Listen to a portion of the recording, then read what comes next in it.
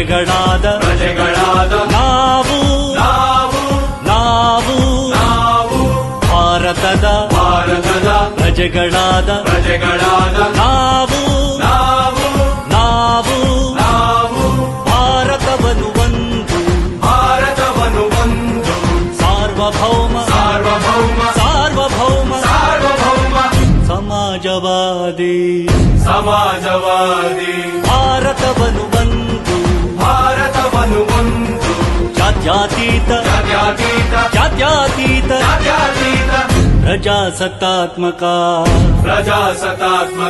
ಗಣರಾಜ್ಯವನ್ನಾಗಿ ರೂಪಿಸುವುದಕ್ಕಾಗಿ ಭಾರತೀಯರೆಲ್ಲರಿಗೂ ಸಾಮಾಜಿಕ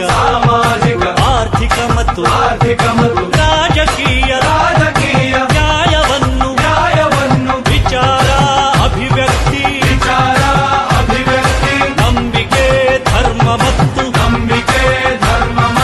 ಉಪಾಸನೆಯ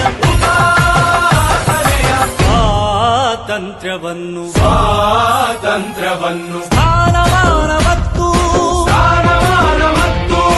ಅವಕಾಶಗಳ ಸಮತೆ ದೊರೆಯುವಂತೆ ಮಾಡಲು ವ್ಯಕ್ತಿ ಗೌರವ ದೇಶದ ಏಕತೆ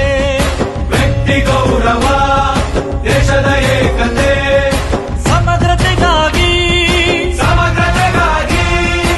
ಎಲ್ಲರಲ್ಲಿ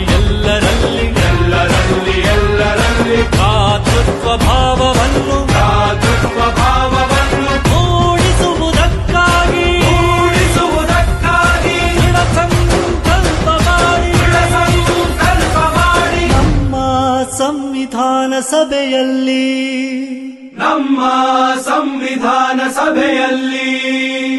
1949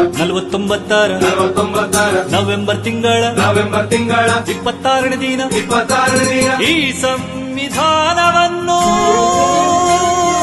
ಈ ಸಂವಿಧಾನವನ್ನು ನಮಗೆ ನಾವೇ ಅರ್ಪಿಸಿಕೊಂಡು ಅಂಗೀಕರಿಸಿ ಶಾಸನವಾಗಿ ವಿಧಿಸಿಕೊಂಡಿದ್ದೇವೆ.